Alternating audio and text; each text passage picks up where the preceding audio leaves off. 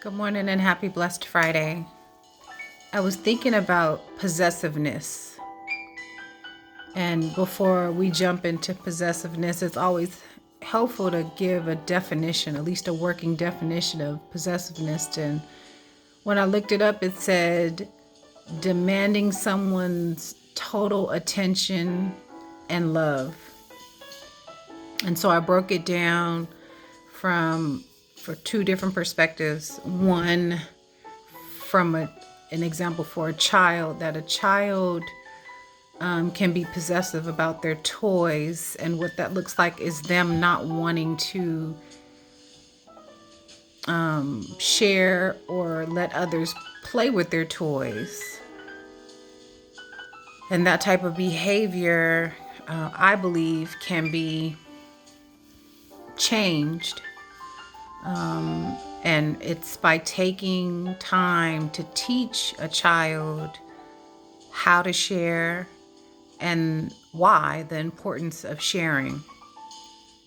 Then it made me think about if a child isn't taught to share, how that translates over into adulthood, right? And so in adult relationships, possessiveness can look like not wanting your partner to spend time with anyone else, or not wanting them to pursue outside interests, interests outside of the relationship.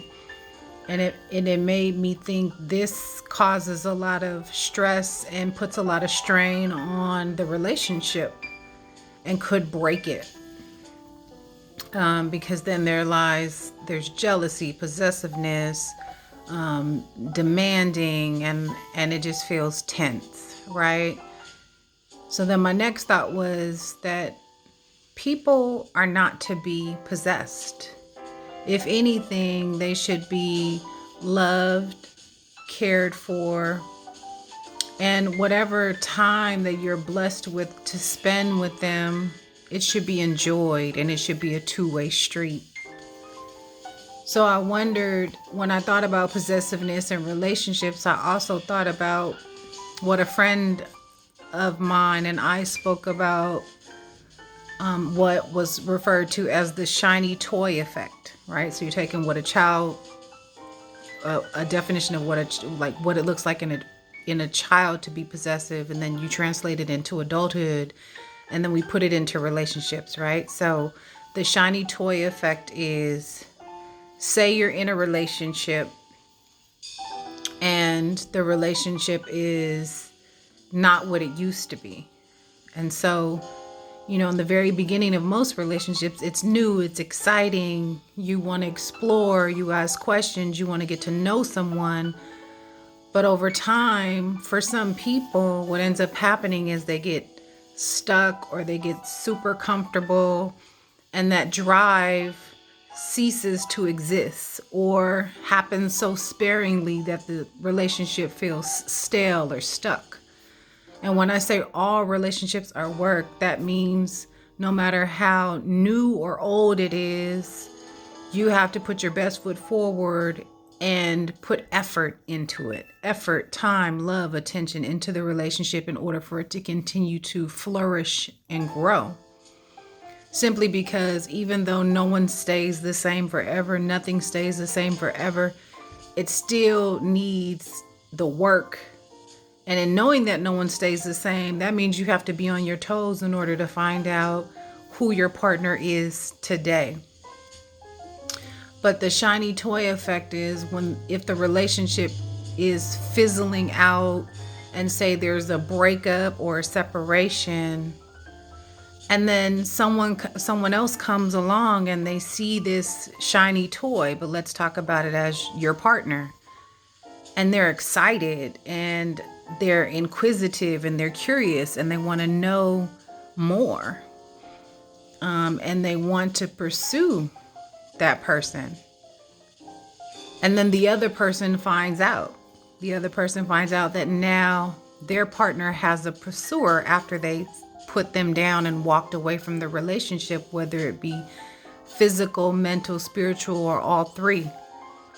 And the shiny toy effect says, now that I see someone else interested in what I had, now I'm interested. Now I want to be back in that relationship. And I just can't imagine that that's a good feeling, to be stuck or be sucked back in or pulled back into an old relationship. I imagine there's some form of hope that maybe the separation or breakup wasn't something that you wanted. But I can't imagine you feeling good knowing now, just because someone else is interested in you, that now your partner who walked away wants you back or wants to be back in relationship with you.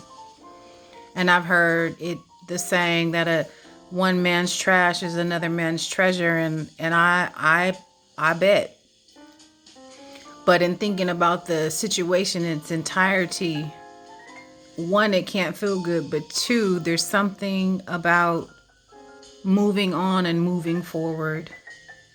And there's no guarantees that moving on and moving forward that it'll work out, but at least you would have tried. And any one person in relationship or any two people in relationship, if something's meant to be, it's going to be. But don't get caught up and be that shiny toy or possessed or being in possession of someone else. That you have to respect the individual, because although you're in a relationship, you were an individual before you got into that. And so possessiveness happens. You can't allow yourself to fall in the traps of that. Loving someone is being able to see them and respect them for their differences or where you are similar. Being able to understand that they had a life before they entered into the relationship with you. Respecting their friends, their family, their outside interests. Because it's just ridiculous to think that someone can actually give you all their time, all their attention, all their love. It sounds very young, like young love. But as an adult, to me, it's not a good trait, right? That if you find yourself being possessive or you're in the grips of someone who is possessive, then that's telling that that's a deeper sign of something else going on with them or you. And there's counseling and there's therapy and there's spending that God time that I say, where you go very deep and introspective to understand what the root causes of that are. It could be attachment, it could be abandonment, it could be a variety of things. But unless you're willing to do the work, then we'll all just be guessing. So possessiveness is not a healthy thing, whether you're on the receiving end or the giving end. And that no one wants to be an object of someone else's affection. That people are not objects. People should not be something that someone possesses.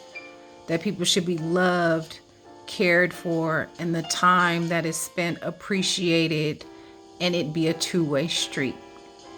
So, thank you for listening. I love you. Happy Blessed Friday.